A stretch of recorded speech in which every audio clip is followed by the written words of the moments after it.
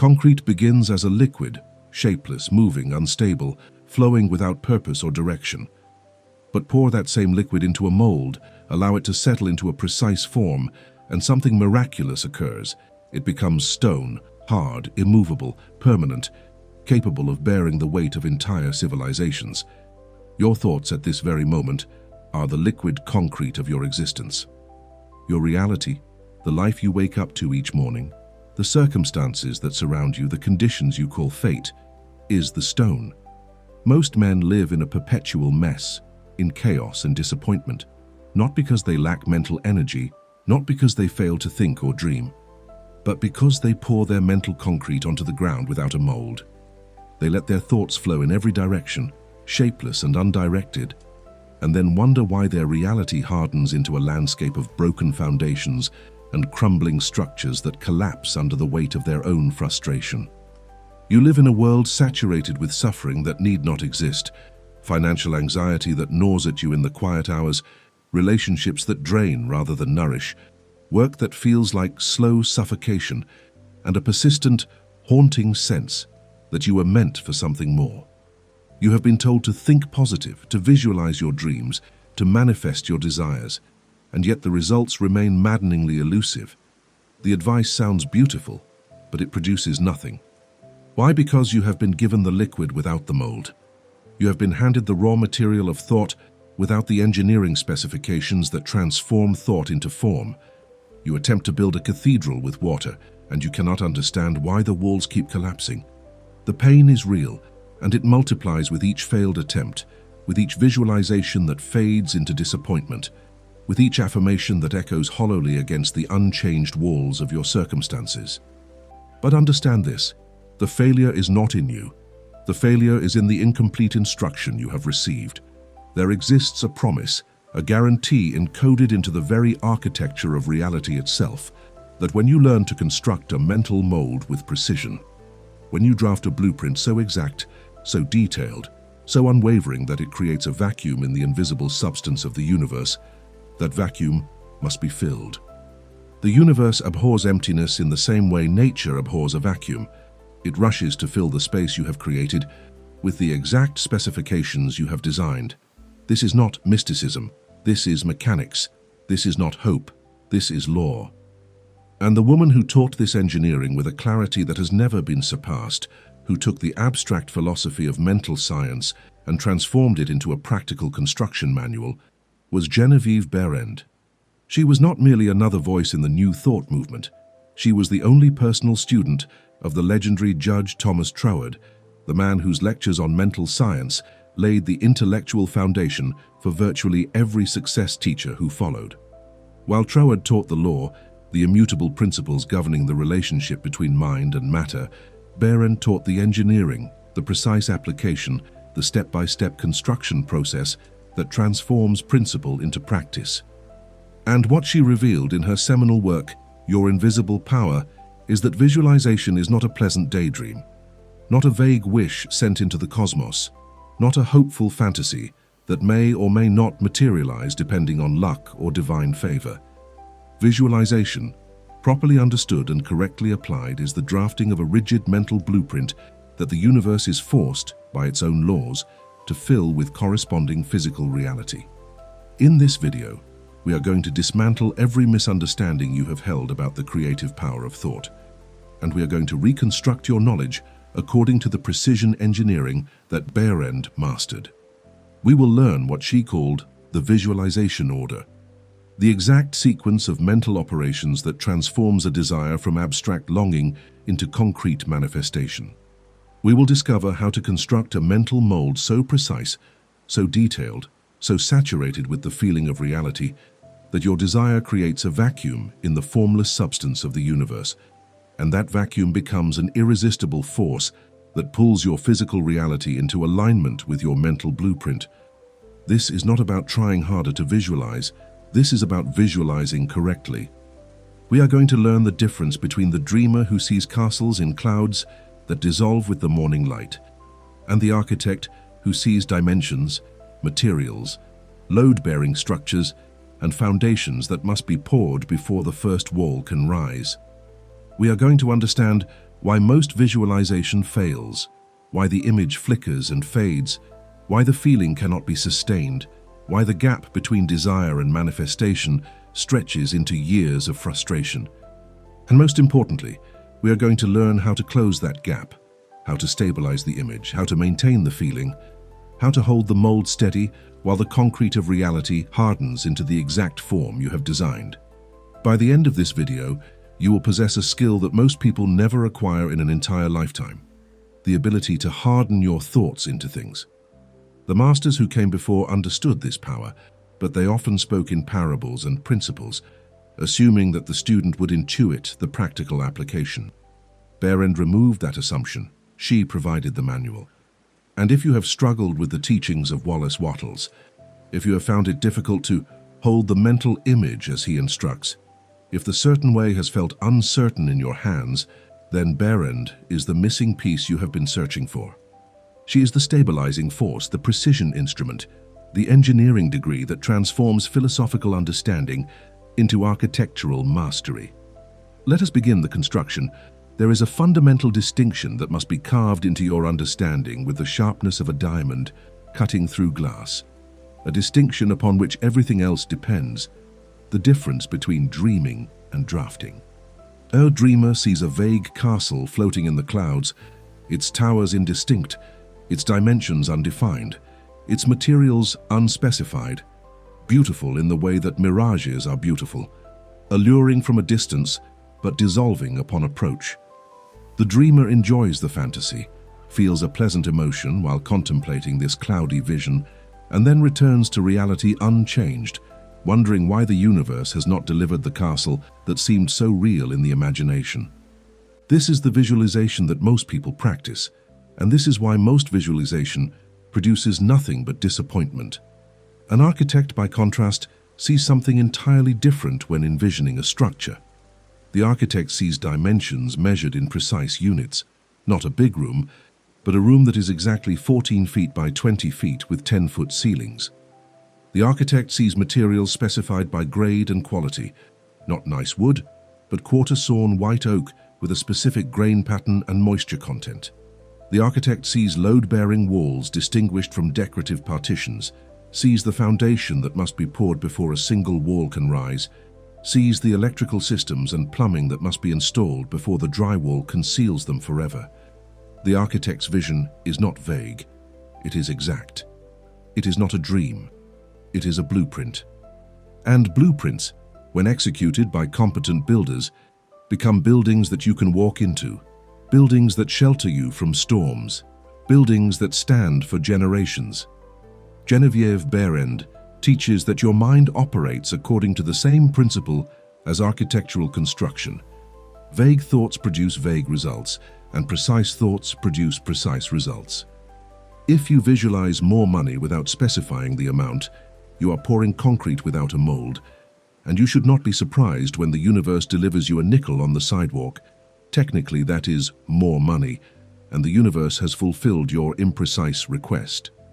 If you visualize a better relationship without defining what better means, without seeing the specific qualities of interaction, communication, and mutual respect that would constitute improvement, you are dreaming, not drafting. The universe cannot build from fog. It requires form. It cannot construct from wishes. It requires specifications. This is not merely a metaphor or a teaching device to make the concept more palatable to the rational mind. This is the actual mechanism by which thought becomes reality in the physical world. The formless substance that constitutes the raw material of the universe, what Wattles called the thinking stuff, what quantum physicists might describe as the field of infinite potential, responds to the form that thought impresses upon it. But it responds with precision, not interpretation. If your thought is vague, the substance receives a vague impression and produces a vague result. If your thought is scattered across multiple contradictory images, the substance receives conflicting instructions and produces chaos or nothing at all. To harden reality according to your desire, you must first sharpen the image in your mind until it has the clarity of a high-resolution photograph, until you can see details that most people never think to include in their visualization. Consider how most people visualize wealth. They see themselves as rich, perhaps lounging on a beach or driving a luxury car, but these are generic images stolen from advertisements and movies, not specifications drafted from genuine desire. They have not decided the exact amount of money they wish to possess, not calculated the monthly income that would constitute financial freedom in their specific circumstances, not determined which investments or business ventures would generate this income, not visualized the bank statements showing the precise figures, not felt the specific weight of financial security in their nervous system. They are dreaming, not drafting, and the universe has no blueprint to build from. Behrend insists that you must bring the same precision to your mental image that an architect brings to a construction drawing. If you desire a house, you must see the house in exacting detail, not merely a nice house in a good neighborhood, but a specific house with a specific number of rooms, each room with specific dimensions, specific flooring, specific light fixtures, specific views from specific windows. You must see the address. You must see the landscaping. You must see the interior down to the color of the towels in the bathroom. This level of detail is not excessive. It is necessary. It is the difference between a blueprint and a daydream. The sharpness of your mental image determines the speed and accuracy of its manifestation in physical reality. A blurry photograph takes longer to develop than a clear one, and a vague thought takes longer to materialize than a precise one, if it materializes at all. Most people abandon their visualization practice before the manifestation occurs, because they never achieved sufficient clarity to trigger the mechanism in the first place. They were waiting for a building to appear while never providing the blueprints, and then concluded that the construction company must not exist. The construction company, the intelligent, formless substance of the universe, exists and operates continuously, but it requires clear instructions. Behrend learned this principle directly from Judge Troward, who taught that the universe is a duplicating machine. Whatever impression you make upon the formless substance, it duplicates in physical form. But here is the critical insight that most students miss. The universe duplicates the impression exactly as received, without adding clarity that you failed to provide, without correcting errors in your specifications, without interpreting your vague desires into specific manifestations.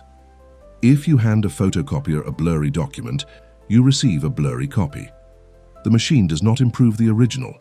It replicates it precisely. Your mind is the original document, and reality is the photocopy. If you want a clear result, you must provide a clear original. This is why Behrend emphasizes that visualization is not passive imagination, but active mental construction. You are not waiting for inspiration to show you a vision. You are deliberately constructing an image according to your specifications. You are not hoping for a glimpse of your future. You are drafting the blueprint that your future must follow. The difference is as vast as the difference between wishing for a meal and cooking one, between hoping for shelter and building a house. One is the mentality of dependence, the other is the mentality of creation. One waits for external forces to provide, the other commands internal forces to construct. When you understand that you are the architect of your reality, not merely a tenant hoping for better conditions, your entire relationship with visualization transforms. You stop asking, will this work? And start asking, have I drafted this correctly? You stop hoping for manifestation and start ensuring specification. You stop treating visualization as a spiritual practice reserved for special moments and start treating it as daily construction work, the mental equivalent of laying bricks, pouring foundations, and raising walls. An architect does not lay the entire foundation in one inspired burst of activity. The architect works consistently, day after day, ensuring that each element is positioned correctly before moving to the next. Similarly, your visualization practice must be consistent, precise, and methodical. Each day you review your mental blueprint, checking for clarity, adding details that have become apparent, ensuring that the image remains sharp and stable. You do not change the fundamental design with every passing mood, just as an architect does not redesign the building every day based on fleeting preferences. Once you have determined what you truly desire, you commit to that design and work it with the patience of a craftsman, who understands that quality construction cannot be rushed, but also cannot be stopped. The dreamer changes desires like changing channels on a television, never committing to one long enough for the universe to complete the construction. Today they want wealth, tomorrow fame, the next day spiritual enlightenment, cycling through ambitions without ever providing the sustained, focused, clear mental image that manifestation requires. The architect chooses a design, commits to it, and works it until completion. The architect understands that starting multiple projects ensures that none are finished, while focusing on one design ensures that at least one building rises from blueprint to reality. Behrend's genius lies in her ability to make this abstract principle concrete, to transform the philosophical understanding that thoughts become things into a practical manual for how to think in a way that guarantees physical results. She does not tell you that visualization might work if you are lucky, or that it works for some people but not others, or that it depends on cosmic timing beyond your control. She tells you that visualization works according to law, that the law operates with the same reliability as the law of gravity, and that if you are not getting results, you are not applying the law correctly. The fault is not in the universe. The fault is in your application. This is simultaneously the most liberating and most demanding teaching you will ever encounter. It is liberating because it means that your results are entirely within your control. If you learn to construct the mental blueprint with precision, manifestation is guaranteed by the same laws that hold planets in orbit and cause seeds to sprout. It is demanding because it removes every excuse. You cannot blame external circumstances, bad luck, karma, divine will, or any other external factor for the quality of your reality. Your reality is the hardened form of your habitual thoughts, and if you do not like the form, you must change the thoughts that created it. The solution is always internal, always mental, always within your power to correct. But here is where most teachings on visualization fail, where students who have sharpened their mental image to photographic clarity still find themselves unable to manifest the reality they have designed. They have the blueprint, but they lack the catalyst that triggers construction. A blueprint without a builder is just paper. The element that activates the building process, that transforms a static mental image into a dynamic creative force, is feeling. Not emotion in the general sense, not a vague positive mood, but a specific quality of feeling that Behrend identifies with surgical precision, the feeling of possession. Most people visualize from the outside looking in. They see themselves as observers of a future scene, watching their desired reality as if viewing a movie on a screen.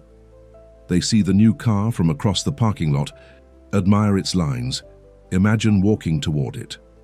They see the ideal partner from a distance, picture a first meeting, rehearse conversations that might occur. They see wealth as a bank statement observed from a third-person perspective, as if checking someone else's account balance. This type of visualization feels pleasant, may even produce temporary emotional uplift, but it does not trigger manifestation because it positions you as an outsider to your own desire. You are visualizing something that exists separate from you, something you hope to acquire, something that remains in the category of not yet mine. Behrend teaches that effective visualization requires a complete reversal of this perspective. You must visualize not from the outside looking in, but from the inside looking out. You do not see the car in the driveway. You see the road through the windshield as you drive. Feel the steering wheel under your hands. Hear the precise sound of the engine responding to your acceleration. You do not see your ideal partner across the room. You see the world from within the relationship. Feel the comfort of their presence beside you. Hear their voice in the intimate conversations that constitute daily life together. You do not see the bank statement. You feel the deep, calm certainty of financial security in your solar plexus, the complete absence of anxiety around money that can only come from actual possession. This shift in perspective is not a minor technical adjustment. It is the difference between wishing and possessing, between hoping and having. When you visualize from the outside, you reinforce the separation between your current state and your desired state. You continuously remind your subconscious mind that the thing you want is out there, not in here. And the subconscious, which cannot distinguish between imagined experience and real experience when the imagination is vivid enough, concludes that you do not possess this thing and continues to generate a reality consistent with that belief. You are, in effect, using visualization to reinforce your current state of lack rather than to construct a new state of possession. But when you visualize from the inside, when you generate the precise feeling that you would have if you already possessed your desire, you send an entirely different message to the creative forces within you.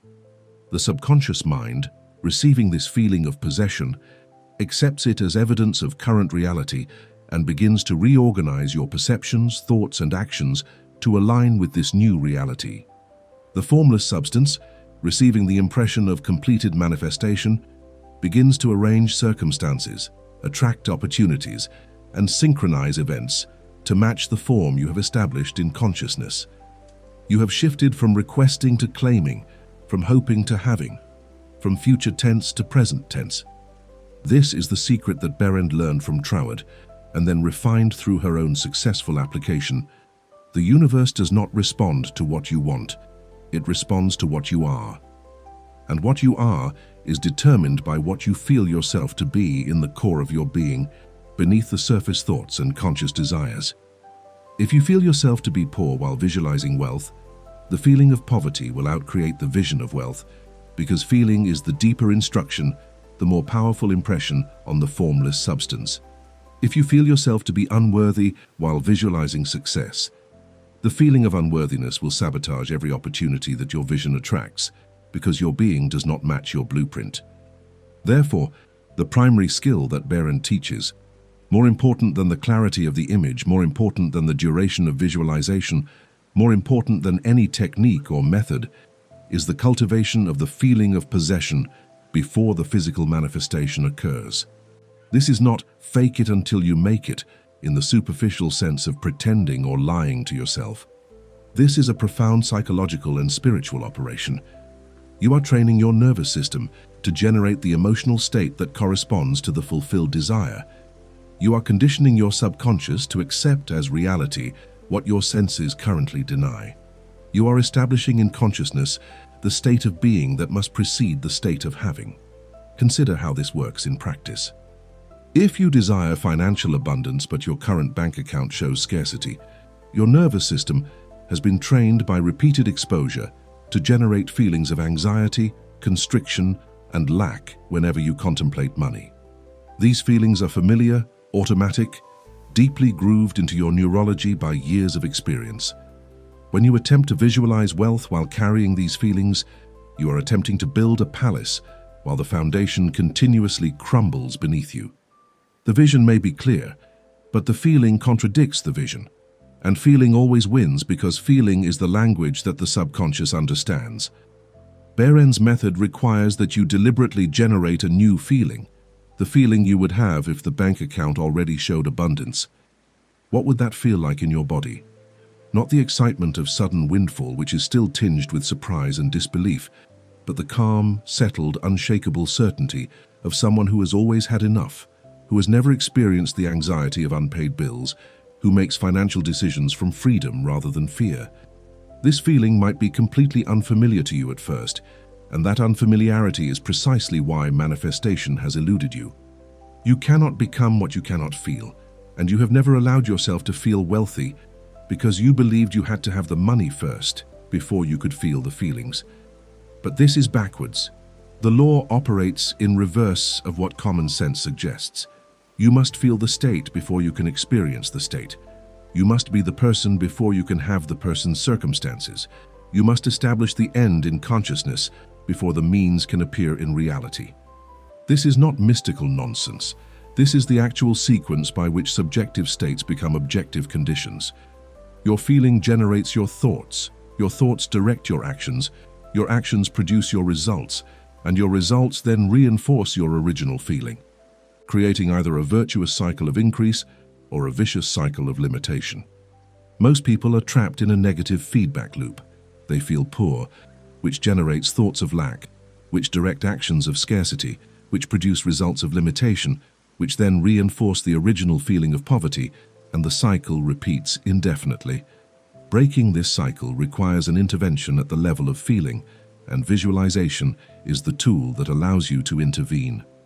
When you visualize with the correct feeling, the feeling of wish fulfilled, the feeling of possession, the feeling of being the person who naturally has what you desire, you interrupt the negative cycle and initiate a positive one.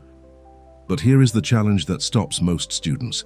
Maintaining the feeling when your physical circumstances contradict, it requires mental discipline that few possess.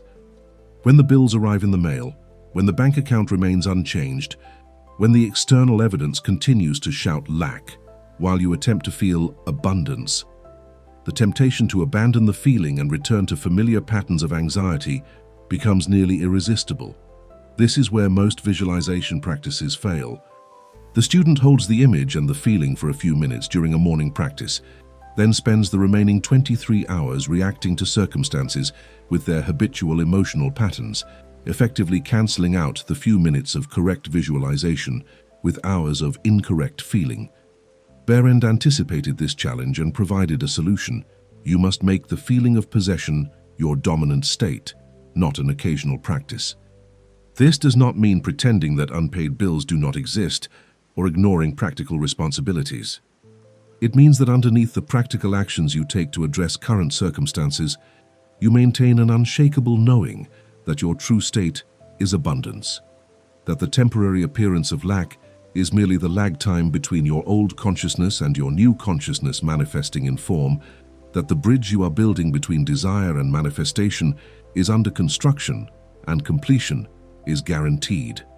This knowing, this feeling, this state of being becomes your anchor point. When contradictory evidence appears, you do not deny it, but you do not accept it as permanent truth. You acknowledge the current condition while maintaining allegiance to the desired condition. You pay the bills without the feeling that you are depleting a limited resource.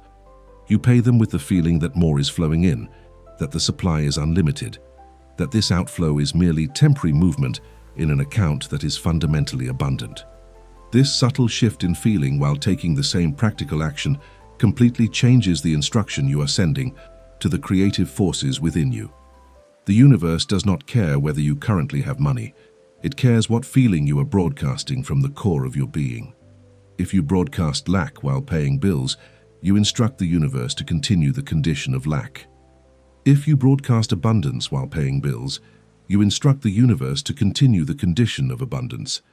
Same action, different feeling, opposite results. This is why two people can take identical actions, work the same hours, use the same strategies, possess the same skills, and produce wildly different outcomes. The difference is not in the action, the difference is in the feeling that accompanies and motivates the action. Behrend teaches that you cultivate this feeling through repeated, consistent, focused visualization sessions, where you do nothing but generate and stabilize the feeling of possession. Morning and evening you sit in silence, close your eyes, and construct your mental blueprint with clarity.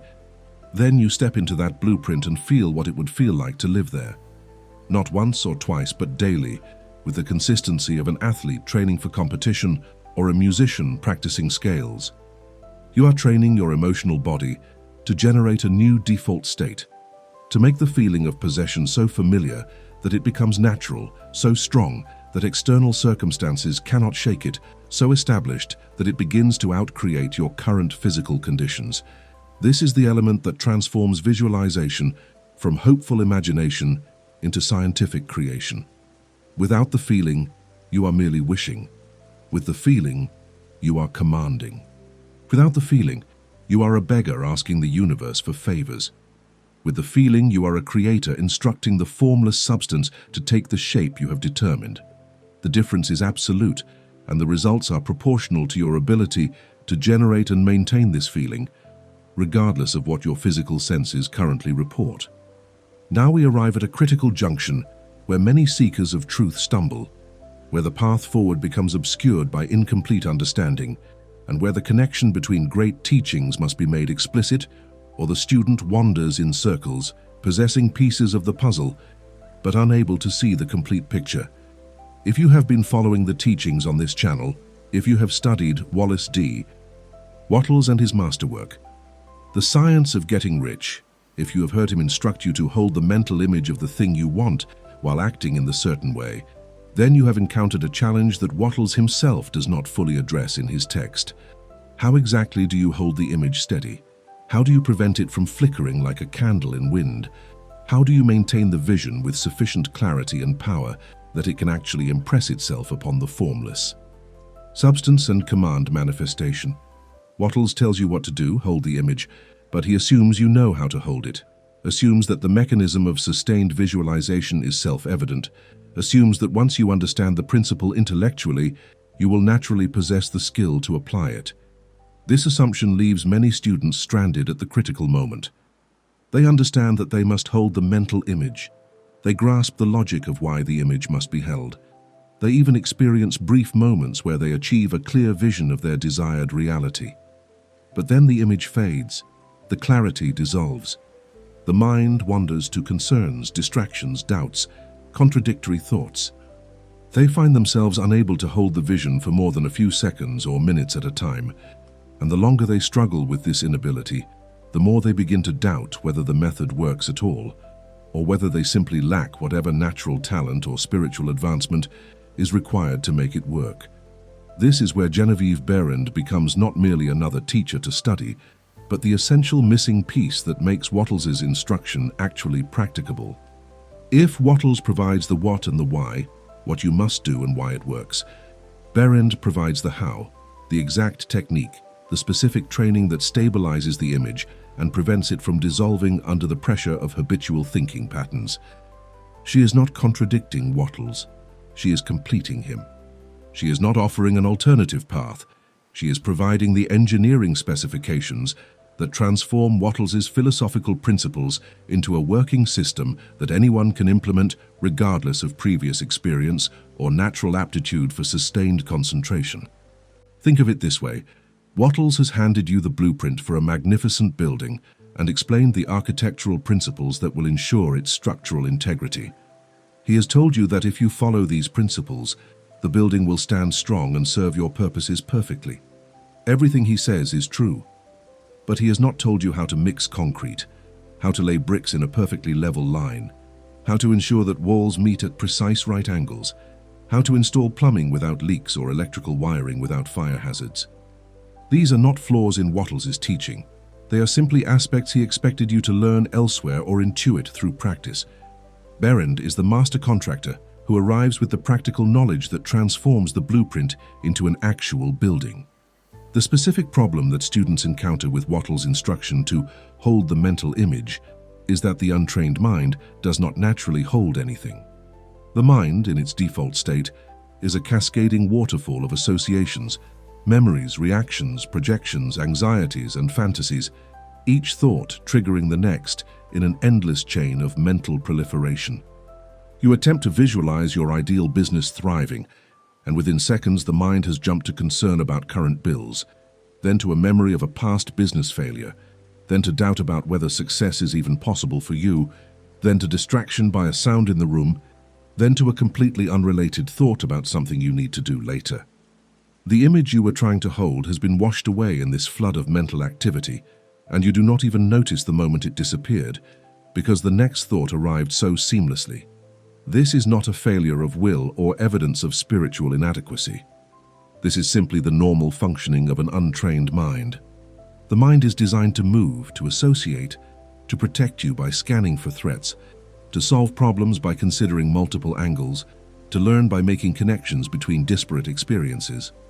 These functions serve you well in daily life, but they sabotage sustained visualization because sustained visualization requires that the mind remain still, focused on a single image, resistant to the pull of association and distraction, for long enough and with enough intensity that the image can impress itself upon the deeper levels of consciousness where creation actually occurs.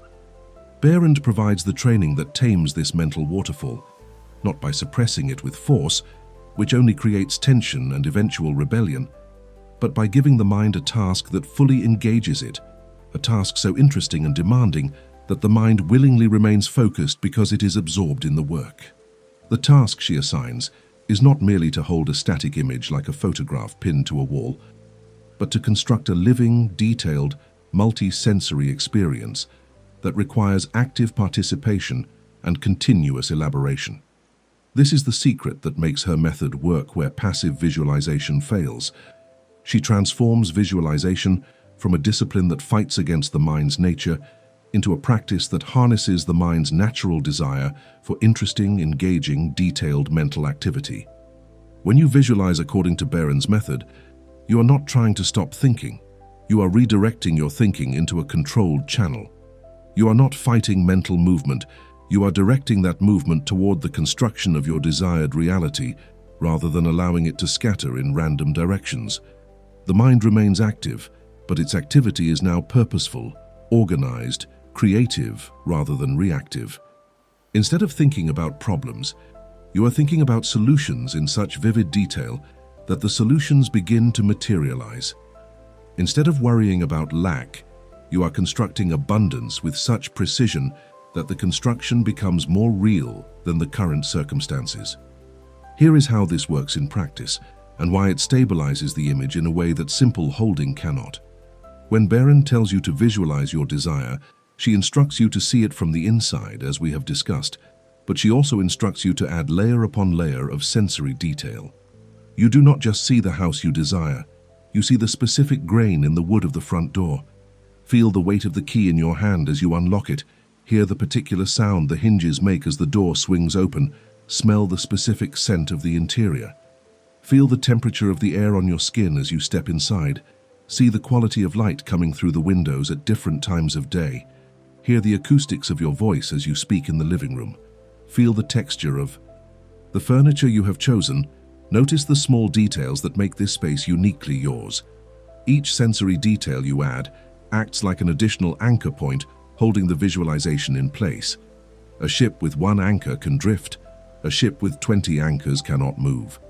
Your mental image, when constructed with this level of detail, becomes so rich, so engaging, so absorbing, that your mind cannot wander because there is too much interesting work to do in elaborating and experiencing the image. You are no longer fighting against mental movement. You are utilizing mental movement to build the image more completely with each visualization session. The mind that wants to jump from thought to thought is now jumping between different aspects of the same desired reality, staying within the boundary of your chosen blueprint even as it moves. Furthermore, this multi-sensory approach engages the subconscious mind in a way that visual imagery alone cannot. Your subconscious does not think in words. It thinks in feelings, images, sensations, and emotions. When you provide only a visual image, you are communicating with only one channel of subconscious reception. When you provide visual, auditory, kinesthetic, olfactory, and emotional data all at once, you are communicating through every available channel simultaneously, creating an overwhelming impression that the subconscious cannot ignore and cannot distinguish from actual physical experience. This is how visualization becomes so convincing to the subconscious that it accepts your desired reality as current reality and begins to reorganize your entire being to align with it. This is the stabilizing force that Wattles' teaching requires, but does not explain. When students struggle to hold the mental image, they are typically trying to hold a thin, flat, purely visual snapshot that offers no resistance to the mind's habitual movement. But when you construct the image according to Behrend's specifications, detailed, multisensory, experienced from within, saturated with the feeling of possession, the image becomes so substantial, so three-dimensional, so real, that holding it becomes effortless because you are not holding it. You are living it in your imagination with such vividness that the line between imagination and reality begins to blur. This blurring is not confusion, it is the mechanism of creation. You are making the desired reality so real in consciousness that consciousness can no longer maintain the false boundary between imagined and actual, and begins to manifest the imagined as actual. Behrend also understood something that most visualization teachers miss. The image must be held not just during dedicated visualization sessions, but in the background of your consciousness throughout the day as a permanent reference point. This is what Wattles means when he says you must hold the image continuously. But again, he does not explain how to do this without becoming so absorbed in the mental image that you cannot function in practical reality. The solution Behrend provides is what we might call dual awareness. You go about your daily activities with full attention to the practical tasks at hand. But underneath that surface attention, there is a steady background awareness of your desired reality. A knowing that the blueprint is under construction. A feeling of moving toward the completed form, even while dealing with current conditions. This dual awareness is possible only when the blueprint has been constructed with sufficient clarity and detail that it can exist in your consciousness without requiring constant conscious attention to maintain it. Think of it like background music. Once you start the music playing, it continues without your active maintenance, and you can attend to other tasks while the music plays in the background of your awareness. Similarly, once you have constructed your mental blueprint with the richness and detail Behrend prescribes, it begins to play continuously in the background of your consciousness, subtly influencing every decision, every action, every response to circumstances, steering you toward the manifestation without requiring that you consciously think about it every moment. This continuous background presence of the image is what allows you to act in the certain way that Wattles describes. You cannot act in the certain way if you forget what you are working toward. You cannot maintain faith in the process if the vision keeps disappearing from consciousness. You cannot persist through setbacks and delays if the desired end is not constantly present as a felt reality in your inner world. Behrend's detailed, multi-sensory, feeling-saturated visualization method creates an image so strong, so stable, so continuously present that you cannot forget it, cannot lose sight of it, cannot abandon it when circumstances become challenging. The image becomes part of your identity, part of how you see yourself, part of your permanent mental furniture. And from that point forward, manifestation becomes inevitable because you have become, in consciousness, the person who possesses what you desire. The logic of form, which Behrend understood with crystalline clarity, rests on a principle that Wattles articulates beautifully but does not fully elaborate in terms of practical application.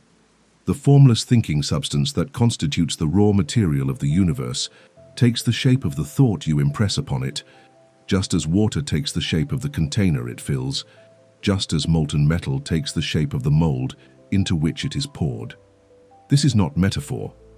This is mechanism. The substance is literally formless until thought gives it form, and it will hold whatever form thought impresses upon it until a stronger, more sustained thought impresses a different form.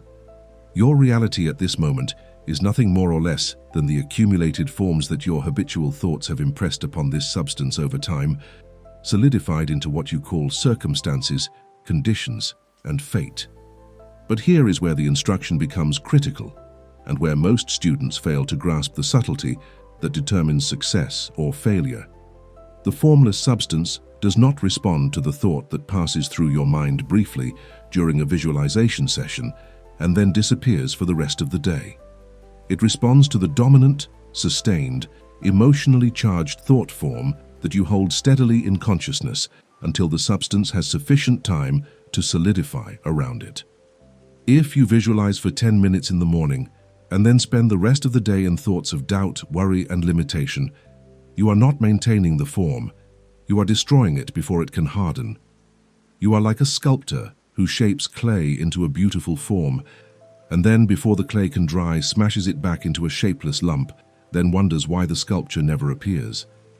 Behrend teaches that holding the shape still enough for the substance to solidify is the entire game.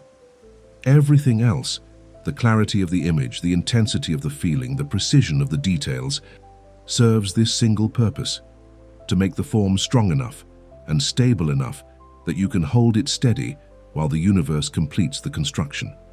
This is why she emphasizes that you must protect your visualization from contradiction, from negative thought, from doubt-inducing conversations, from any mental movement that would alter or dissolve the form before it has hardened into physical reality. You are not being superstitious when you guard your mental blueprint. You are being scientific, protecting the conditions necessary for the chemical reaction of manifestation to complete. Think about what happens when you pour concrete into a mold. For the first several hours, the concrete is vulnerable, still liquid enough that any disturbance to the mold will ruin the form. If you move the mold, the concrete will slosh and settle into a different shape than intended. If you remove part of the mold before the concrete has set, the unsupported section will collapse. If you add water to the mix before it has hardened, you will weaken the entire structure. Only after the concrete has fully cured, which takes time even though the process is invisible, does the form become permanent and resistant to disruption. The same principle applies to your mental blueprint. In the early stages of manifestation, before physical evidence appears, the form you are creating in the formless substance is vulnerable to disruption by contradictory thought. This is why Behrend is so emphatic about consistency, and why Wattles, in his instruction to hold the image continuously, is not suggesting something optional or merely helpful, but is describing a necessary condition for success. The substance must receive the same impression repeatedly, steadily, without contradiction, until the impression becomes permanent. One day of perfect visualization, followed by a week of doubt, does not produce manifestation. It produces nothing because you have cancelled out the form you created. 5 minutes of clear visualization, followed by 55 minutes of worry, does not produce manifestation. It produces the form of whatever dominated your consciousness, which is worry, not the desired outcome. Most people approach visualization like gambling. They try it occasionally, hope for quick results, and abandon it when nothing appears immediately. This is like planting a seed, digging it up the next day to check if it has sprouted, then concluding that seeds do not grow. The problem is not that the law does not work. The problem is that you disturbed the process before it could complete. Behrend teaches that you must be still, not physically still, but mentally still, meaning that you must stop changing your mind, stop questioning whether it will work, stop checking for evidence, stop disturbing the mold with doubts and contradictory thoughts. You must hold the form steady with the patience of someone who understands that construction takes time, even when the construction is invisible to physical senses. This mental stillness is the most difficult skill to develop because it requires that you maintain faith in a process you cannot see, continue working a method when no evidence supports your continued effort, and persist in the feeling of possession when every physical indicator suggests you are delusional. The mind trained by materialism rebels against this. Every instinct cultivated by a lifetime of sensory experience insists that reality is what you can see, touch, and measure. And if the visualization has not produced visible results, then you are wasting your time. This is the crisis point where most students abandon the practice, usually just before the breakthrough would have occurred, because they could not maintain the form long enough for the substance to solidify around it. Behrend anticipated this crisis and provided specific techniques to help you maintain steadiness during the invisible phase of manifestation. The most important of these is what she calls living from the end. You do not wait for the manifestation to feel the way you will feel when you have it. You cultivate that feeling now continuously as your default emotional state, so that your being is aligned with the end result even while circumstances still reflect the old state.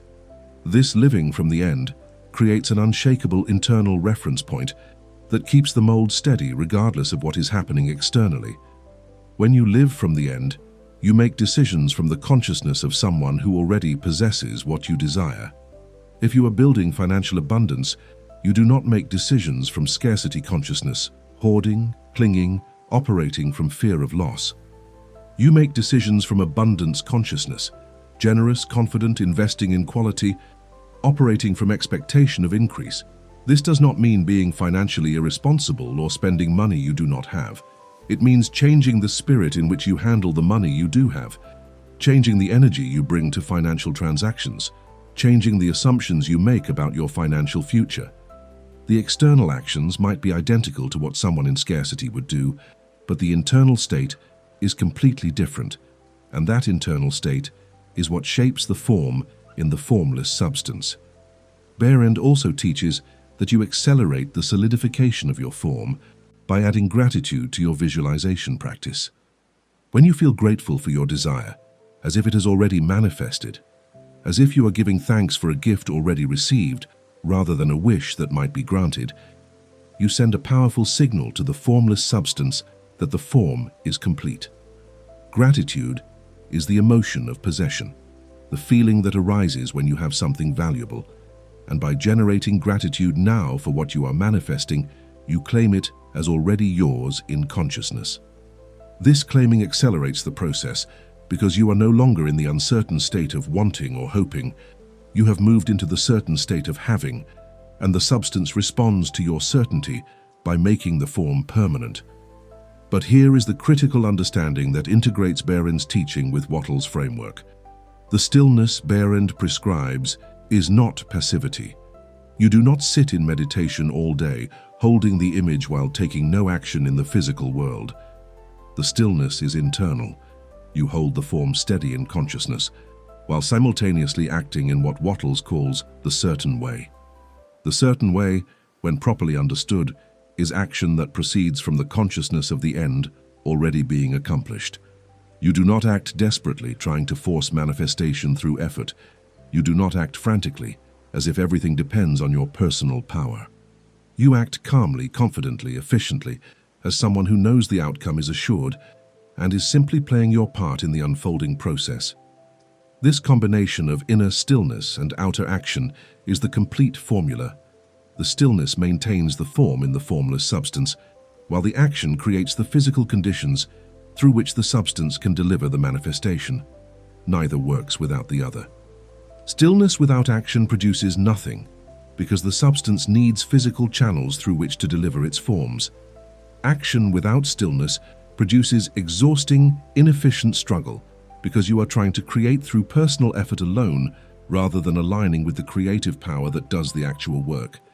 Together, they create a synergy where the substance arranges circumstances in response to your mental form, and you recognize and act upon the opportunities that appear because your mind is clear and focused on the end result. Behrend's teaching on holding the form still is therefore not separate from Wattles' teaching on acting in the certain way. It is the missing piece that makes the certain way possible. You cannot act with certainty if your mind is in turmoil. You cannot recognize the right opportunities if your consciousness is cluttered with doubt and contradiction. You cannot persist through obstacles if the form you are building keeps dissolving in your consciousness.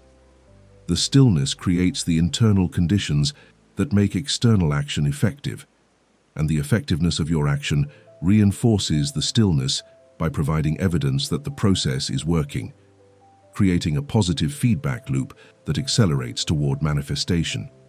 This is why students who try to apply Wattles' teaching without the stabilizing techniques Behrend provides often find themselves trapped in what feels like an endless cycle of action without results. They are working hard, following the instructions to act in the present moment with focus on their purpose, but they are not maintaining the form steadily in consciousness, so the formless substance receives mixed signals and produces mixed results or no results at all. They mistake activity for progress, confuse motion with momentum, and burn themselves out trying to force manifestation through personal will when they have not done the inner work of maintaining the form that allows the universe to deliver the manifestation through natural channels. When you understand that Behrend's techniques serve to stabilize the Wattles method, you can integrate both teachings into a complete system. You use Wattles for the philosophical framework and the understanding of how and why the process works. You use Behrend for the specific techniques that allow you to hold the mental image with the clarity, feeling, and steadiness that the framework requires. You are not choosing between teachers. You are using each teacher's strength to compensate for what the other leaves implicit. Together, they provide everything you need: the what, the why, and the how of mental creation. Now we arrive at one of Behrend's most controversial and most essential instructions, a principle that separates those who manifest from those who merely visualize, a law that seems counterintuitive to the modern mind, conditioned to share every thought and broadcast every plan, but which operates with the inexorable force of physics, the law of secrecy. Behrend is adamant, unwavering, absolute in this instruction. You must not speak of your blueprint to others. You must guard your vision with the jealousy of a master craftsman, protecting trade secrets. Not because the vision is selfish or because other people are enemies of your success, but because of a precise energetic principle that determines whether your manifestation succeeds or fails. When you speak of your plans to others, before those plans have materialized, you release the internal pressure that is necessary to force those plans into manifestation. Think of it this way. Your desire creates a vacuum in consciousness, a space where something is demanded but not yet present, and this vacuum generates a pressure, a tension, an internal force that pushes toward resolution. The universe, which cannot tolerate vacuum any more than nature can tolerate empty space, begins to move circumstances, arrange opportunities, align resources to fill that vacuum with the physical equivalent of your mental image. But this process requires that the pressure remain contained, concentrated, building in intensity until it reaches the threshold where breakthrough into physical reality becomes inevitable. When you talk about your plans, especially in detail, especially with people who are not actively supporting your vision, you open a valve in the pressure system. The internal force that was building toward manifestation escapes into the air in the form of words, satisfaction from others' reactions, the temporary pleasure of sharing your excitement, or the premature sense of accomplishment that comes from describing something as if it were already real. This release of pressure feels good in the moment. Sharing your dreams with others provides immediate social reward, validates your vision through others' interest, and gives you a taste of the recognition you seek. But it costs you the manifestation itself because you have bled off the energy that was accumulating toward actual creation. It is like opening the release valve on a steam engine. The steam escapes, the pressure drops, and the engine stops moving forward. You feel a momentary satisfaction from the release, but the forward momentum you were building has been lost, and now you must start again from the beginning, rebuild the pressure, reaccumulate the force, only to release it again the next time you cannot resist talking about your plans. This is why people who constantly talk about what they are going to do rarely actually do anything. They are releasing the energy that would create the action through the talking itself, mistaking the satisfaction of talking for the satisfaction of accomplishing, confused about why their clear vision and enthusiastic planning never seem to materialize despite all their effort. Behrend understood this principle not from theory, but from direct experience. When she decided to manifest the funds to travel to Cornwall, England, to study with Judge Troward, a journey that seemed financially impossible given her circumstances at the time, she told absolutely no one of her plan. She held the vision in complete secrecy, visualizing herself on the ship crossing the Atlantic, seeing herself arriving at Troward's home, feeling the reality of this accomplished journey with such intensity that the internal pressure built to unbearable levels. And because she did not release this pressure through talking, the pressure had nowhere to go but into manifestation. Within a short time, circumstances aligned in ways she could not have predicted or forced. The money appeared through unexpected channels, and the journey that seemed impossible became actual. The law of secrecy operates on multiple levels simultaneously. On the psychological level, keeping your plans secret protects them from the doubt, skepticism, and negative projections of others. Most people, even those who love you and wish you well, operate from limited consciousness, from beliefs about what is possible and what is not, from their own experience of failure and disappointment. When you share your grand vision with people operating from this limited consciousness, they will, almost always unconsciously and with good intentions, project their limitations onto your plan. They will tell you all the reasons it might not work, all the obstacles you will face, all the ways you might fail. They think they are helping you by being realistic, but what they are actually doing is infecting your consciousness with their doubt. On the energetic level, speaking your plan dissipates the charge that is accumulating around your desire. Manifestation occurs when the charge reaches critical mass, when the tension between what is and what you demand becomes so great that reality must shift to resolve the tension. But if you release small amounts of charge continuously through talking, through seeking validation, through describing the plan to anyone who will listen, you prevent the charge from ever reaching critical mass. You keep yourself in a state of comfortable tension that never becomes uncomfortable enough to force breakthrough, and you remain stuck in the perpetual, almost manifesting state that characterizes most people's experience with visualization. On the practical level, Speaking your plans prematurely often commits you to a specific path before you have seen all the options, before the universe has had time to reveal the optimal route to your destination. When you announce your intention publicly, you create social pressure to follow through on exactly what you announced, even if a better opportunity appears that would require you to adjust your approach.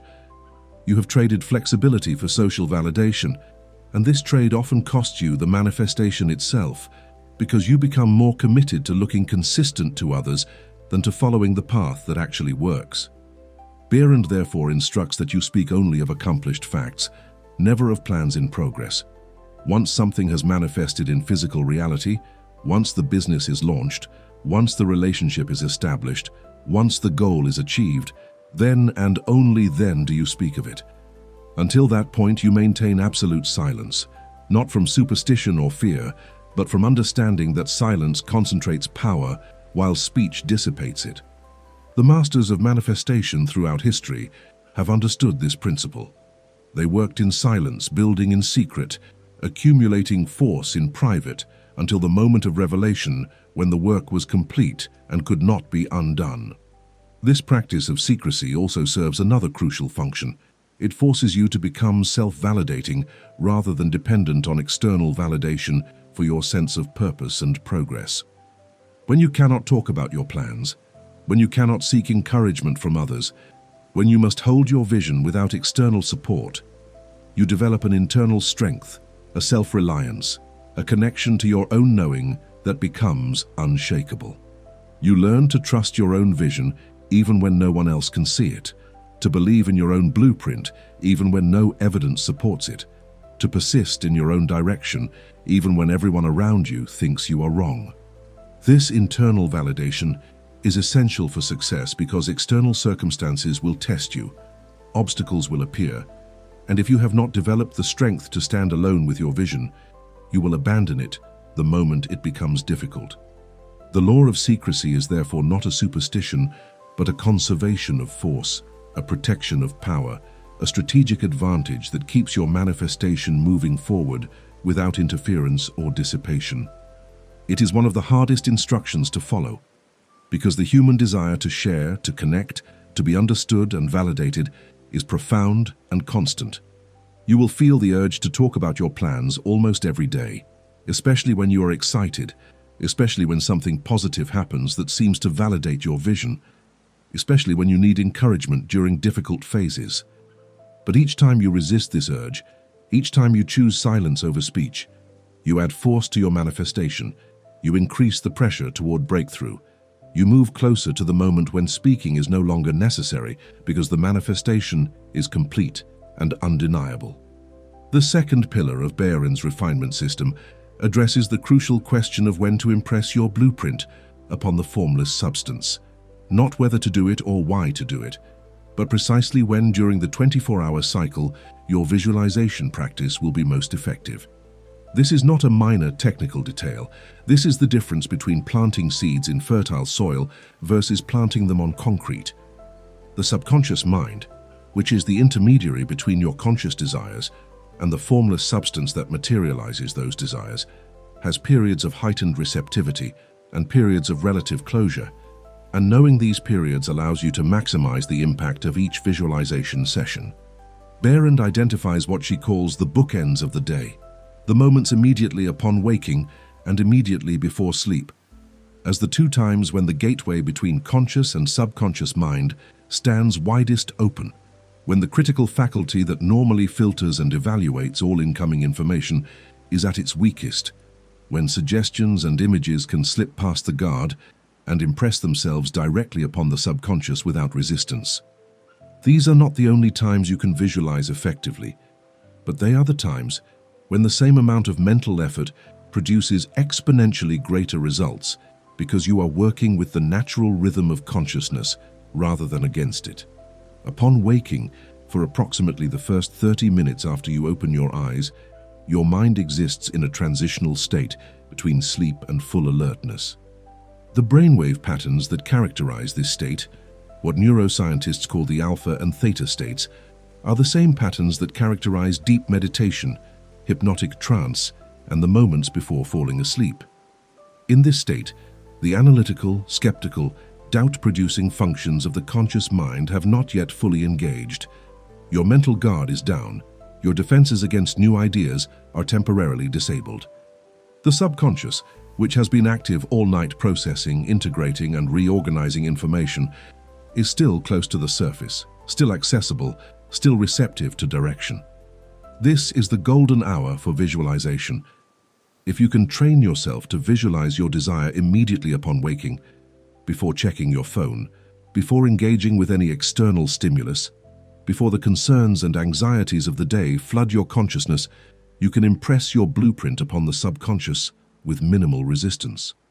The image sinks deeply, past the layers of doubt and skepticism that would normally deflect it, and establishes itself in the region where actual creative work occurs.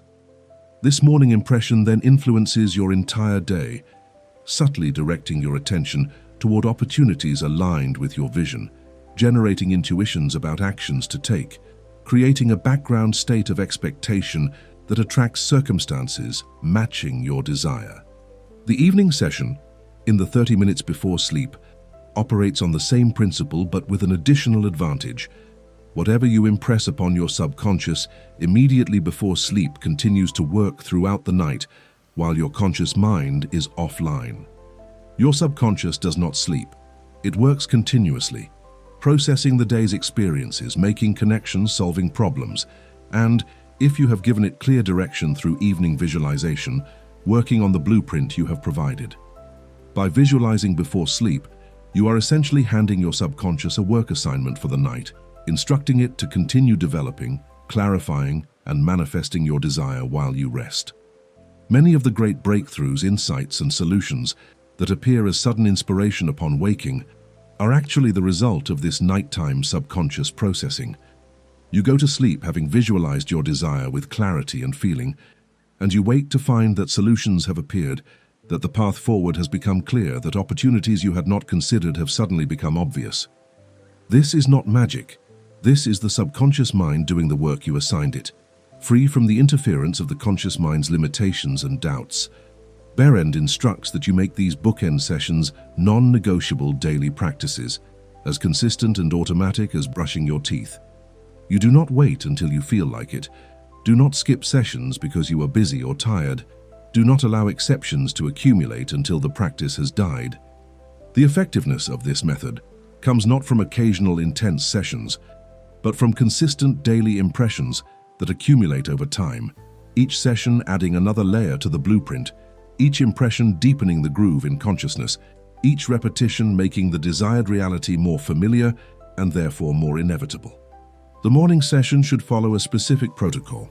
You wake, and before engaging with anything external, you close your eyes again or maintain a soft, unfocused gaze, and you immediately enter your mental blueprint. You see your desire as already accomplished. You feel the emotions of possession. You experience the reality from within. You add sensory details. You live in that reality for 10 to 20 minutes with complete absorption. You do not analyze whether it is working. Do not question whether you are doing it correctly. Do not evaluate your performance. You simply construct the experience as vividly as possible and immerse yourself in it completely. Then you open your eyes and begin your day, carrying the feeling of the visualization with you like background music. The evening session follows a similar protocol, but with emphasis on gratitude. You prepare for sleep, turn off all external stimulation, lie in bed in a comfortable position, and review your desire as if it has already manifested and you are giving thanks for it. You see the evidence of your manifestation. You feel the satisfaction of accomplishment. You express gratitude for the universe having delivered exactly what you desired, and you fall asleep in this state of gratitude and satisfaction. This ensures that your last conscious thoughts before sleep are aligned with your desire, rather than with problems, worries, or the concerns of the day, and it programs your subconscious to work on manifestation rather than on anxiety during the night. What makes these bookend sessions so powerful is not merely the optimal timing but the cumulative effect they create. When you begin each day by impressing your desire upon your subconscious and end each day by reinforcing that impression, You create a daily cycle that continuously strengthens the form you are building in the formless substance. The morning session sets the tone for the day. The evening session consolidates the day's experiences in light of your vision, and over days and weeks and months, this practice builds such a strong form in consciousness that manifestation becomes inevitable. The blueprint becomes so deeply established, so thoroughly integrated into your subconscious, so automatically referenced in every decision and action, that you begin to live from the end without conscious effort, and life begins to rearrange itself to match what you have established as real in your inner world. This is why Behrend's morning and evening drill, simple as it sounds, is actually the most powerful practical tool in her entire system. It requires no special circumstances, no equipment, no expense, no external conditions. It requires only consistency and the discipline to guard these 2 periods of the day as sacred time dedicated to the construction of your desired reality. Most people waste these precious periods, the morning on social media and email, the evening on television and worry, never realizing that they are throwing away the 2 times each day when they have maximum power to reshape their entire life. By reclaiming these periods and using them according to Behrend's instruction, you reclaim power over your destiny that most people never realize they possess. Now we must address the prison that keeps most people locked in mediocrity, the invisible cage that prevents the full flowering of potential, the self-imposed limitation that masquerades as wisdom but is actually the death of all great achievement, the concept of realistic expectations. Toys, you have been trained from childhood to constrain your desires, to limit your blueprints, to design your life according to the bricks you currently have in your pocket, rather than according to the building you actually want to construct. This training comes from well-meaning parents who wanted to protect you from disappointment, from teachers who themselves never achieved great things and therefore could not imagine teaching you to do so, from society that functions more smoothly when individuals remain within predictable bounds and do not demand or achieve anything that disrupts the established order. But Genevieve Behrend teaches a principle that shatters this cage, that explodes the notion of realistic expectations, that liberates you to design the blueprint of your life according to your actual desires rather than according to your current resources. Do not constrain your blueprint based on your current bank account. That would be like designing a skyscraper based on the bricks you have in your pocket. Design the building first. The bricks will appear to match the design. This is not naive optimism. This is understanding the actual order of creation. Resources follow vision. They do not precede it. Means appear to match the end. They are not required before you can conceive the end. Every great achievement in human history began as what the realistic people of the time called impossible.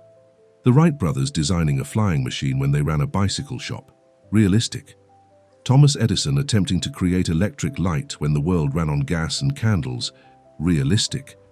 A young man named Walt Disney imagining a massive theme park empire when he was going bankrupt on failed animation ventures. Realistic. These men did not design their futures based on their current resources. They designed their futures based on their vision, and the resources appeared because the vision was clear, strong, and sustained. The universe does not deliver resources before the vision. It delivers resources in response to the vision. This is the principle that Behrend learned from Troward and proved through her own experience. The size of your desire determines the size of your supply, not the size of your current bank account. If you desire small things, you receive small resources. If you desire great things, you receive great resources. But you must desire greatly first, before evidence suggests that great things are possible for you. Before your current circumstances justify great ambition, before any rational analysis would support such desires. You must be unrealistic by the world's standards if you want to achieve anything beyond what the world considers normal.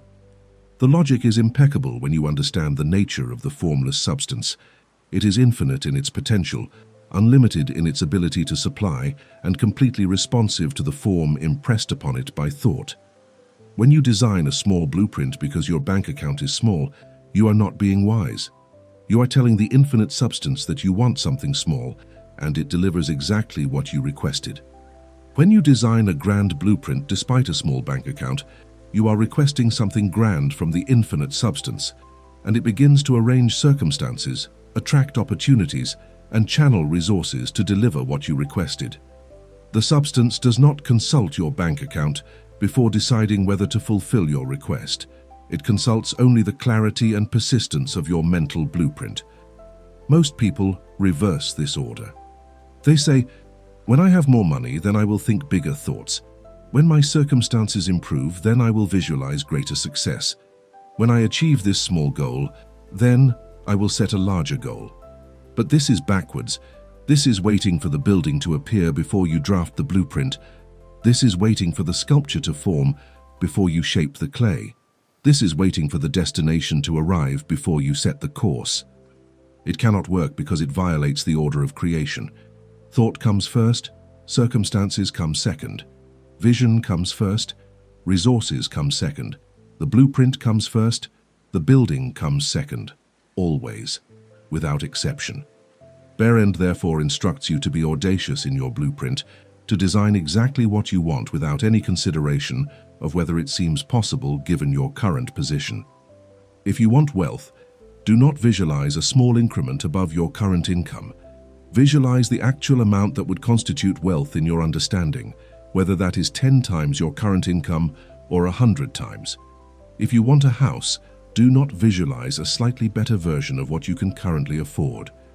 Visualize the house you actually want, with every feature and quality that appeals to you, regardless of its current market price. If you want a relationship, do not settle for visualizing someone who meets your minimum requirements. Visualize the ideal partner with all the qualities that would make the relationship genuinely fulfilling. This expansion of the mold, this refusal to constrain your blueprint according to current limitations, does something crucial in your consciousness. It breaks the gravitational pull of your current circumstances. Most people's visualization is weak because they are visualizing from within their current reality rather than visualizing from outside it. They are trying to manifest something new while remaining mentally embedded in the old conditions.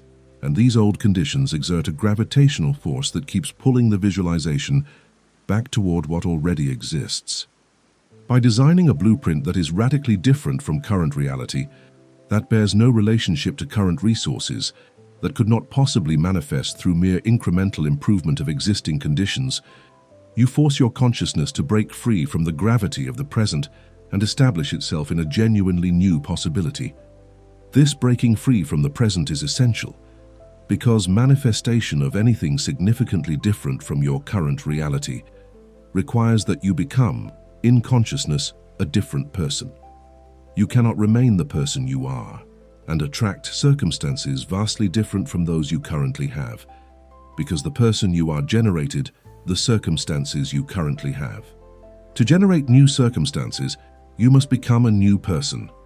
And you become a new person by refusing to let your present limitations define your future possibilities.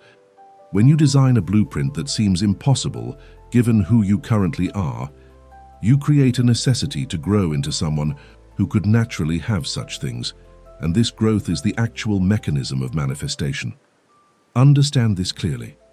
The purpose of visualization is not merely to attract things, it is to transform you into the person who naturally attracts such things.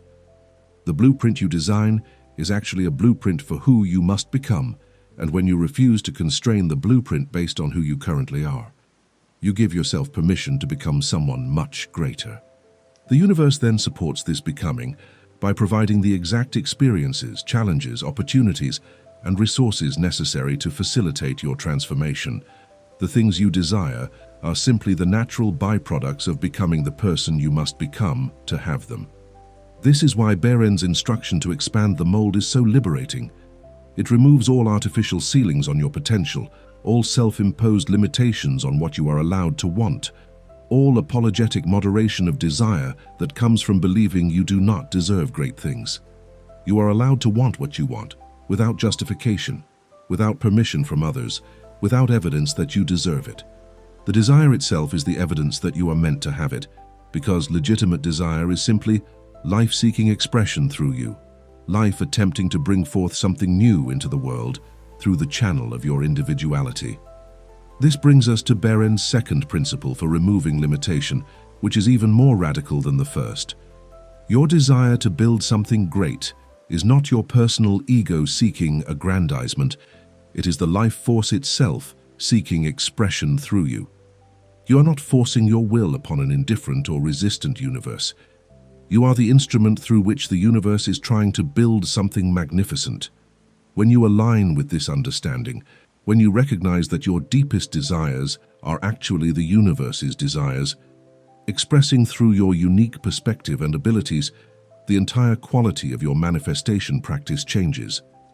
You are no longer struggling to get something from a reluctant universe.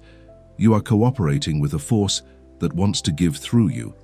This understanding, that you are an instrument of life's expansion rather than a separate ego demanding satisfaction, resolves the false conflict between spiritual development and material success that confuses so many seekers.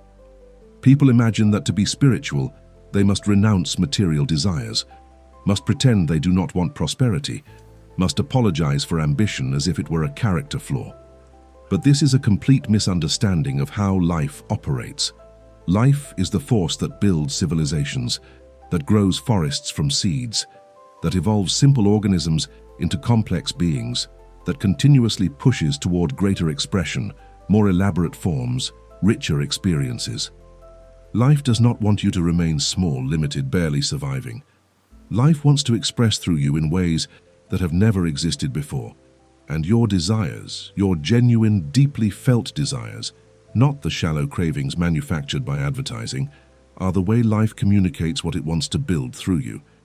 When you want to create a successful business, that desire is life seeking to bring a new service or product into the world through your particular talents and perspective.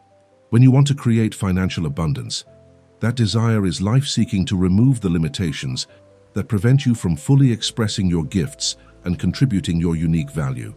When you want to create a beautiful home, that desire is life seeking to create an environment that supports your highest functioning and allows you to live in a way that reflects your true nature. These desires are not selfish, they are sacred. They are the voice of life itself speaking through you, showing you what you are meant to build. When you understand that your manifestation practice is not about personal gain, but about allowing life to express more fully through you, everything becomes easier. The doubt that comes from wondering whether you deserve success dissolves because you recognize that it is not about you deserving anything. It is about life having the right to express itself without limitation. The guilt that sometimes accompanies desire for material things dissolves because you recognize that material things are simply the physical forms through which non-physical life makes itself visible and tangible. The struggle that comes from trying to force manifestation through personal will dissolve because you recognize that you are not doing the work. You are simply providing the mental blueprint that allows life to do its work through you. This alignment with life eliminates the internal conflict that sabotages most people's visualization practice. Part of them wants success, but another part believes that wanting success is somehow wrong, or greedy, or selfish. This internal division creates a contradictory signal that cancels out the manifestation before it can occur. But when you understand that your desire for success is actually life's desire for expression, the internal conflict dissolves. All parts of you align behind the desire because you recognize it as something larger than personal ego, something sacred, something that serves life itself by allowing it to express more fully through your existence. Behrend emphasizes that when you align with this understanding, manifestation becomes effortless in a way that struggling from ego can never achieve. You are no longer trying to get something from the universe. You are allowing something to come through you into the world. You are no longer attempting to manipulate circumstances through willpower. You are cooperating with a force that arranges circumstances naturally when you provide the clear blueprint. You are no longer working against the grain of reality. You are working with the fundamental creative impulse that drives all evolution, all growth, all expansion throughout the universe. This is why Behrend can make such audacious promises about the certainty of manifestation. She is not claiming that you can force reality to obey your whims through mental tricks. She is stating that when you align your individual desires with life's desire for fuller expression, you place yourself in the flow of the most powerful force in existence, and that force inevitably carries you to the manifestation of what you have designed in consciousness. The failures occur when people try to manifest from separated ego, attempting to get something for themselves at the expense of others, attempting to prove their superiority, attempting to fill an internal void with external achievements. These manifestations, even when they temporarily succeed, do not satisfy and often create more problems than they solve. But when you manifest from alignment with life, when your desires are expressions of what life wants to create through you, the manifestations that appear naturally fit into a larger pattern of growth and contribution. They satisfy deeply because they are authentic expressions of your true nature, rather than ego's desperate attempts to prove worth. They last because they are built on a foundation of genuine value, rather than on manipulation or force. And they lead naturally to the next level of desire, because life is infinite in its creativity and continuously seeks new forms through which to express. This is the validation that Behrend offers for the audacity she demands in your blueprint. You are not being audacious. Life is being audacious through you. You are not demanding too much. Life is demanding the fullest possible expression through the instrument of your individuality. You are not being unrealistic. You are being faithful to the reality that you are a channel through which infinite potential seeks to manifest in finite form. When you grasp this truth, when you feel it not as an intellectual concept but as a lived reality, all hesitation about designing a magnificent blueprint dissolves, and you begin to visualize with a freedom and power that was impossible when you believed you were just a separate individual, trying to get something from an indifferent universe.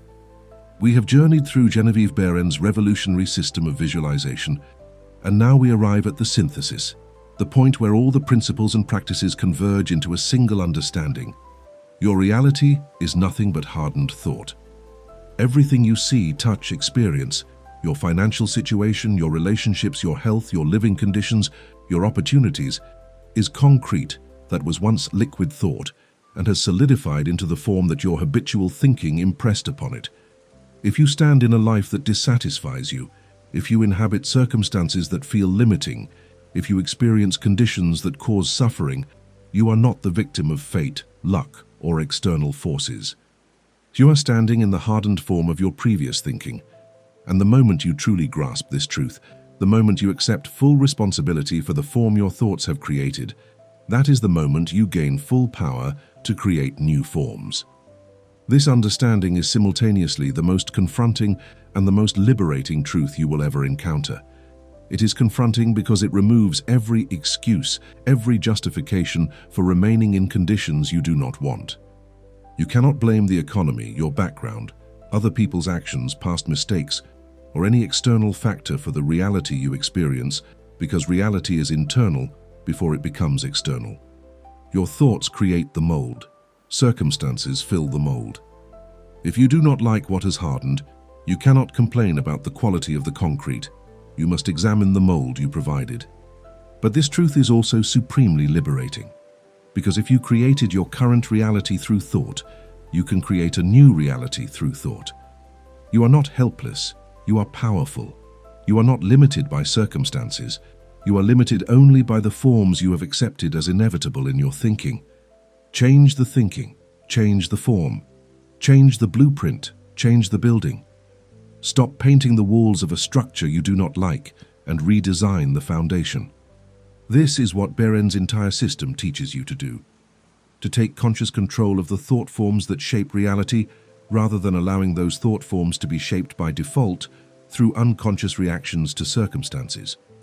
The synthesis of her teaching can be stated simply: sharpen your mental image until it has the clarity of a photograph, saturate it with the feeling of present possession, hold it steadily without contradiction, regardless of what your senses report, protect it in silence from the doubt of others, impress it upon your subconscious during the optimal times of day, and design it according to what you actually want, rather than what seems possible given current limitations.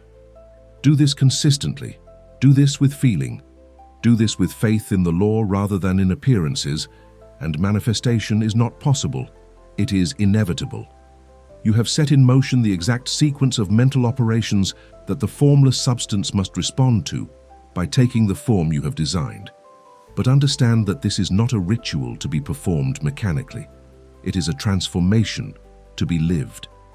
You are not trying to trick the universe into giving you what you want through clever mental techniques. You are becoming, in consciousness, the person who naturally possesses what you desire, and as you become this person in consciousness, the outer world reorganizes itself to match, because the outer world is always and only a reflection of consciousness. The blueprint you construct through visualization is actually a blueprint of who you must become, and the universe supports your becoming by providing the exact conditions necessary for that transformation to occur. This is why some manifestations take longer than others, why some desires appear quickly, while others require years of sustained visualization. The time lag is not arbitrary. It is proportional to the distance between who you are now and who you must become to naturally possess what you desire. If your desire requires only minor adjustments to your current consciousness, manifestation appears quickly. If your desire requires fundamental transformation of your self-concept, your beliefs about what you deserve, your relationship with money or success or love, then manifestation requires more time, because the transformation must occur at deeper levels before the physical form can appear. But in every case, the law is operating perfectly, supporting your transformation and delivering manifestation at the exact moment when consciousness can sustain it. Genevieve Behrend's final message to you, her ultimate instruction distilled from years of study with Judge Troward and decades of successful application, can be stated with absolute certainty. We all possess more power and greater possibilities than we realize, and visualizing is the key that unlocks this power and makes these possibilities actual. You are not learning these principles because you are broken and need fixing. You are learning them because you are powerful and need awakening to that power. The blueprints you will design, the realities you will construct, the life you will manifest, these already exist as potential within you, waiting only for the conscious direction that will bring them forth into physical form. Everything that stands between you and the life you desire is a thought form that you have accepted as limitation, but which has no reality, except the reality you give it through continued acceptance. The belief that success is difficult, this is a thought form you can dissolve by visualizing success as natural and inevitable. The belief that you do not deserve abundance, this is a thought form you can replace by visualizing yourself in possession of abundance and feeling the rightness of it. The belief that circumstances must change before you can be happy, this is a thought form you can shatter by visualizing and feeling happiness now, thereby creating the consciousness that attracts circumstances matching that happiness. You are not at the mercy of thought forms created by others, inherited from family patterns, absorbed from cultural conditioning, or generated by past failures. You are the creator of thought forms, the designer of blueprints, the architect of reality. Every moment offers the opportunity to design anew, to impress a different form upon the formless substance, to establish a new pattern that will harden into better circumstances. The past has no power except the power you give it by continuing to think in patterns that reflect past limitations. The future has infinite possibility because it will be formed by the patterns you establish now in consciousness. This is Behrend's message of empowerment. You are not a leaf blown by winds of fate. You are the wind itself, the creative force that shapes circumstances rather than being shaped by them. You are not a reactor to conditions. You are the creator of conditions. You are not hoping for better days. You are building better days through the focused power of sustained, feeling-saturated visualization. The moment you accept this power, the moment you stop waiting for permission or evidence or ideal conditions and begin using the power you have always possessed, that is the moment your life begins to transform in ways that will astonish you. But the power comes with responsibility. You must use it. You cannot know these principles and continue living as if you are powerless. You cannot understand the law of visualization and continue generating thought forms of limitation through unconscious mental habits. You cannot grasp that reality is hardened thought and then complain about the reality you are experiencing while taking no action to change your thinking. Knowledge without application is worse than ignorance because it removes the excuse of not knowing and places the responsibility squarely on your shoulders. You now know the law. Will you apply it? The application requires courage, the courage to design a blueprint that exceeds what your circumstances suggest is possible, the courage to hold a vision when no evidence supports it, the courage to feel possession before physical manifestation proves you right. It requires discipline, the discipline to visualize consistently at the optimal times regardless of how you feel, the discipline to guard your vision in silence when you desperately want to share it, the discipline to maintain the image without contradiction when circumstances test your faith. It requires faith, not faith in the supernatural, but faith in natural law, faith that the formless substance must respond to sustained thought, faith that the blueprint you hold steadily in consciousness must eventually harden into physical form. These qualities, courage, discipline, faith, are not required because the law is difficult or unreliable. They are required because you are changing your relationship with reality itself, transforming from unconscious creator to conscious creator, graduating from reactor to director. This transformation threatens every pattern of victimhood, every habit of blaming, every comfortable excuse you have used to avoid taking full responsibility for your experience. The part of you that wants to remain comfortable with limitation will resist the work that Behrend describes, will generate countless reasons why you should not try, or why it will not work for you, or why you should start tomorrow instead of today. But the part of you that knows you were meant for something greater, that senses the power lying dormant within you, that feels the call toward fuller expression and richer experience. This part of you recognizes truth in Behrend's teaching and is ready to apply it. This is the part of you I am speaking to now, the part that has persisted through this entire video, because it knows that liberation is possible, that transformation is available, that the life you desire can be yours when you learn to construct the mental blueprint with the precision and power that Behrend teaches. Now we arrive at the final moment, the point of decision, the threshold between knowing and doing. You have received the complete system, the philosophy, the techniques, the understanding of why visualization works and how to make it work for you. You possess knowledge that most people never encounter, instruction that can transform your entire life if you apply it. The question is no longer whether you understand. The question is whether you will commit. I challenge you now to begin immediately, not tomorrow or next week, or when conditions are more favorable, but now, this very day. Before you sleep tonight, conduct your first evening visualization session according to Behrend's instructions. Design your blueprint. What exactly do you want?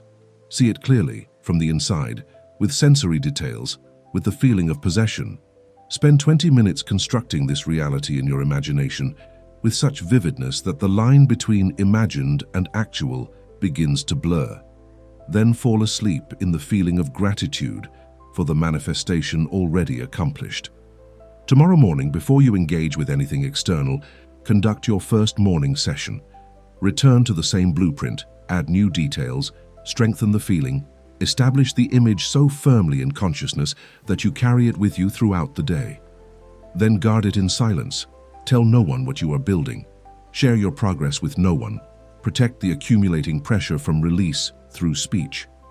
Continue this practice for 30 days without exception, without evaluation, without stopping to check for evidence that it is working. This 30-day commitment is your test, your initiation into conscious creation. 30 days is long enough to begin establishing new mental patterns, to overcome initial resistance, to start seeing small evidences that the law is operating, but short enough that you can commit to it absolutely without feeling overwhelmed by the magnitude of lifelong practice. At the end of 30 days, you will not need my challenge or anyone else's encouragement to continue, because you will have experienced firsthand that the law works, that reality responds to sustained visualization, that you possess power over your circumstances that you previously did not know existed. But you must begin, and you must begin with the understanding that this is not an experiment where you half-heartedly try the method while secretly believing it will not work. That is not commitment. That is sabotage. You must begin with the decision that you will apply the method exactly as Behrend teaches it, with full feeling and faith in the law, regardless of whether evidence appears immediately. You are not trying to see if it works. You are demonstrating to yourself that it works by working it properly. The masters who came before you, Behrend, Troward, Wattles, have proven these principles through their own application and the transformed lives they created. They have left you the blueprints, the instruction manuals, the proof that mental creation is not fantasy, but fact. Your task is not to verify what they discovered. Your task is to apply what they taught. They have done their work. Now you must do yours. They cannot visualize for you, cannot generate your feelings, cannot design your blueprints. This work is yours alone, and no one can do it for you. But when you do this work, when you commit to conscious creation through sustained visualization, according to the precise techniques Behrend provides, you join the lineage of conscious creators who have used these principles to manifest remarkable realities. You stop being a passive recipient of whatever circumstances happen to appear and become an active designer of your experience. You stop being a victim of thought and become a master of thought. You stop being shaped by reality and become the shaper of reality. This is your birthright, not success or wealth or achievement in particular forms, but the power to consciously create whatever forms you choose through the directed use of your mind. Genevieve Behrend has shown you how to claim this birthright. The blueprint is in your hands. The only question remaining is, will you build?